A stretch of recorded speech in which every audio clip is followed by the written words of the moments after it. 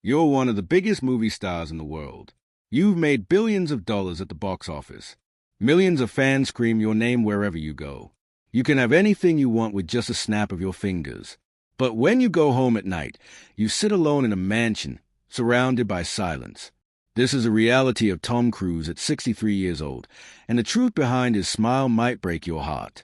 Tom Cruise has spent over 4 decades entertaining us on the big screen. From racing motorcycles off cliffs to hanging from the side of airplanes, he's given us some of the most thrilling moments in movie history. But behind all those death-defying stunts and million-dollar smiles lies a story that's far more complex and tragic than anything he's ever acted out on screen. Let's go back to where it all began. Thomas Cruise Mapotha IV was born in Syracuse, New York, in 1962.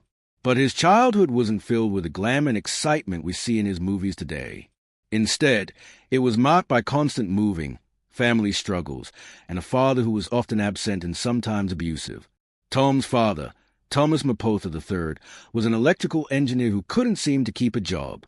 This meant the family moved around constantly. By the time Tom was 14, he had attended 15 different schools.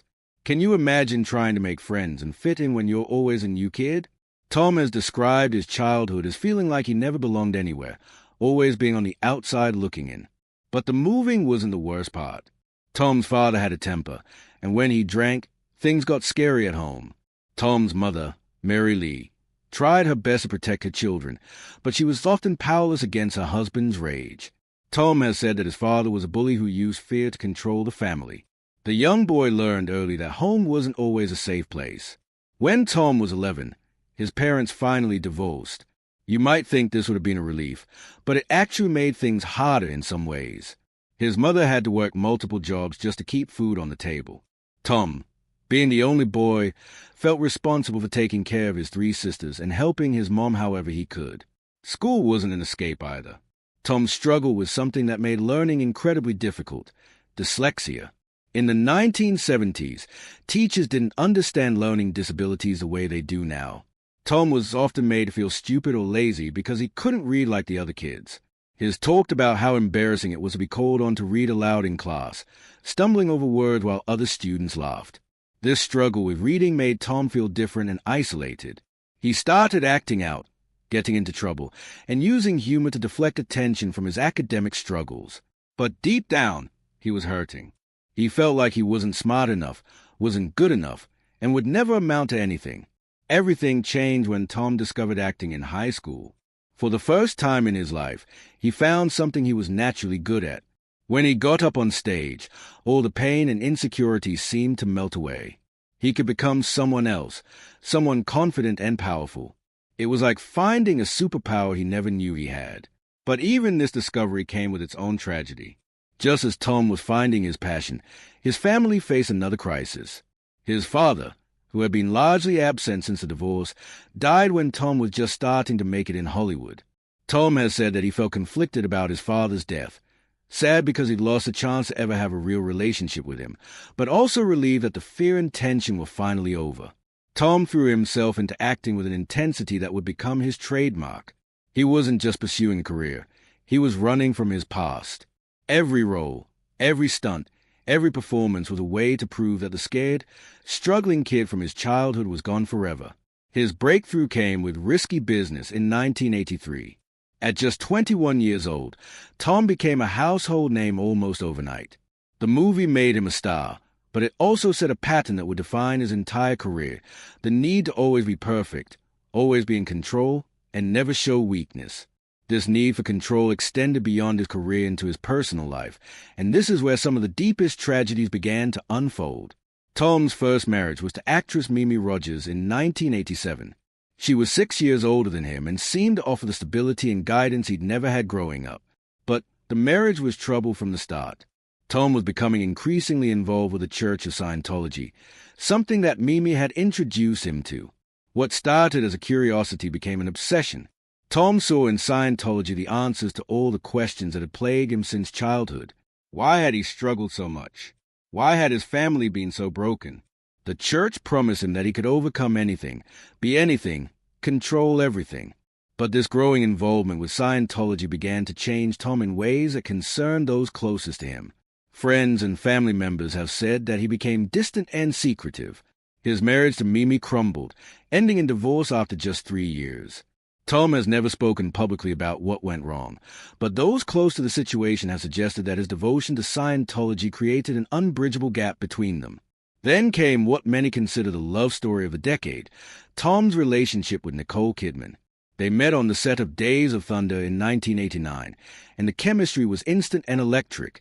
Here were two of the most beautiful people in Hollywood, both at the peak of their careers, seemingly perfect for each other. Their wedding was like something out of a fairy tale. They adopted 2 children together, Isabella and Connor, and for a while, it seemed like Tom had finally found the happiness that had eluded him throughout his childhood. He threw himself into being a father with the same intensity he brought to his movie roles, determined to be everything his own father hadn't been. But even this happiness was tinged with sadness. Tom and Nicole struggled with fertility issues, something that must have been particularly painful for Tom given his deep desire to have a family. They tried for years to have biological children together, but it wasn't meant to be. Instead, they channeled their love into their adopted children, creating what seemed from the outside to be a perfect family. For 11 years, Tom and Nicole appeared to have it all.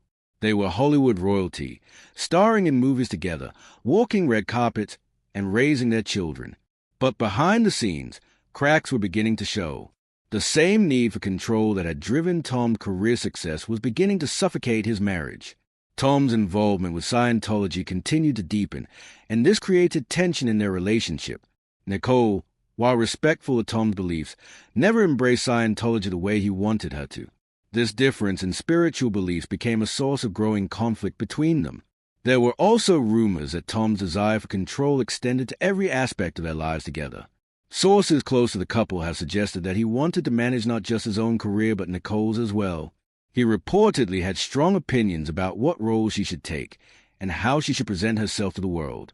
The end came suddenly and brutally in 2001. Tom filed for divorce citing irreconcilable differences, but the real reasons were much more complex and painful. The divorce proceedings were messy and public, with both sides trying to maintain their dignity while their private pain was splashed across tabloid headlines.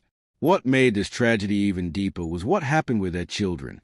Isabella and Connor, who had been raised in Scientology, chose to stay with their father after the divorce.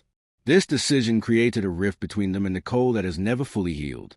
Nicole has spoken publicly about the pain of being estranged from her children, describing it as the most heartbreaking experience of her life. For Tom, the divorce was devastating in ways he rarely shows publicly. Here was a man who had built his entire identity around being in control, around never failing, and his marriage, the thing he cared about most, had fallen apart. Friends from that time have said that he was deeply depressed, though he would never admit it publicly. But Tom being Tom, he threw himself back into work. He made some of his most intense and critically acclaimed films during this period, including Vanilla Sky and Minority Report. It was as if he was trying to act his way through the pain, to lose himself in characters who could experience emotions he couldn't allow himself to feel in real life. Then, in 2005, something happened that would change how the world saw Tom Cruise forever. He fell in love with Katie Holmes, a young actress who was 16 years younger than him. Their relationship moved at lightning speed. They were engaged within 7 weeks of their first date and married within a year. But it was Tom's behavior during this courtship that raised eyebrows and created one of the most infamous moments in his career. His appearance on The Oprah Winfrey Show, where he jumped on the couch and proclaimed his love for Katie, was supposed to be a moment of pure joy. Instead, it became a cultural punchline that damaged his reputation for years. What the public saw as strange romantic behavior was actually Tom trying to show the world that he was capable of feeling joy, of being spontaneous, of being human. But because it seemed so out of character for someone who had always been so controlled and polished, people didn't know what to make of it. The relationship with Katie brought Tom another chance at happiness and fatherhood. When their daughter Sui was born in 2006, Tom seemed genuinely overjoyed. He spoke about wanting to be present for every moment of her childhood, to give her everything he hadn't had growing up. For a few years, it seemed like Tom had found his happy ending. He had a beautiful wife, a baby daughter he adored, and his career was still going strong. But once again, the same patterns that had destroyed his previous relationships began to emerge. Katie, like Nicole before her, struggled with Tom's level of involvement in Scientology. She had grown up Catholic and found some of the church's beliefs difficult to accept. There were reports that Tom wanted Sui to be raised strictly within Scientology, while Katie preferred a more moderate approach. There were also concerns about Tom's intense personality and need for control. Katie was young when they married, just 27, and some people close to her worried that she was losing herself in trying to be the perfect wife to one of the world's biggest movie stars. The end of this marriage was even more shocking than his divorce from Nicole. In 2012, Katie filed for divorce suddenly and secretly, catching Tom completely off guard. She had planned her exit carefully, even changing lawyers and moving apartments without telling him. It was as if she felt she needed to escape rather than simply leave. The divorce proceedings revealed just how much control Tom had been trying to exert. Katie fought for and won primary custody of Sui, something that must have been devastating for Tom given how much he loved being a father.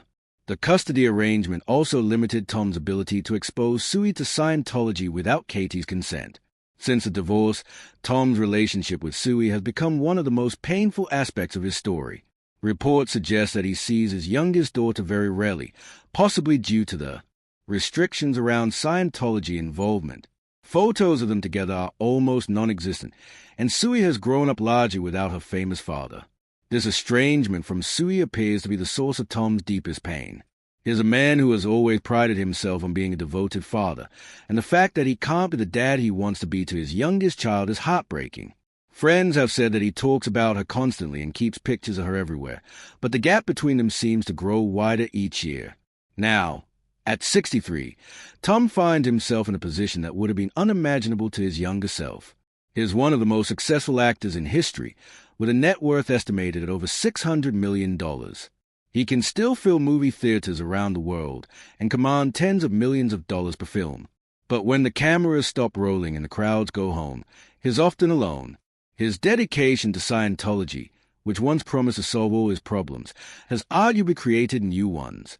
The church's controversial reputation has made it difficult for Tom to maintain close relationships with people outside of Scientology. Many of his old friendships have faded, and dating has become complicated by his religious commitments. Tom's relationship with his older children, Isabella and Connor, remains strong, but they are both adults now with their own lives. Isabella, now in her 30s, lives a relatively private life in London. Connor has pursued interests in music and fishing, staying largely out of the spotlight. While Tom is proud of them both, their relationships are inevitably shaped by their shared involvement in Scientology. The tragedy of Tom's story isn't just about his personal relationships, though. It's also about what his relentless pursuit of perfection has cost him. He's a man who has never allowed himself to be vulnerable, to show weakness, or to ask for help. This strength has made him one of the greatest action stars of all time, but it's also isolated him from the very human connections he seems to crave most. Watching Tom in recent interviews, you can sometimes see glimpses of the lonely child he once was. Despite his charm and charisma, there's often a sadness in his eyes, especially when he talks about family or personal happiness. He has mastered the art of deflecting personal questions with jokes or by redirecting the conversation to his work, but the deflection itself tells a story. His continued commitment to doing his own stunts, even as he approaches his mid-60s, speaks to something deeper than just professional dedication. It's as if he's still trying to prove something, to himself, to his absent father, to the world. Every death-defying leap and motorcycle chase is another way of saying, I'm strong enough, I'm brave enough, I'm worthy. But perhaps the most tragic aspect of Tom's story is that he achieved everything he thought would make him happy, only to discover that success and fame can't heal childhood wounds or replace human connection. He has reached the top of his profession, earned more money than he could ever spend, and gained the admiration of millions, but is still searching for something that seems to remain just out of reach. The irony is that Tom's vulnerability and humanity, the very things he tries so hard to hide, are what make him such a compelling performer. His best roles have always been the ones where he allows glimpses of pain or uncertainty to show through his polished exterior. Audiences connect with those moments because they recognize something real in them. As Tom continues to make movies and perform incredible stunts, pushing his body to limits that would challenge men half his age, you can't help but wonder what drives him. Is it pure love of the craft? A need to feel alive?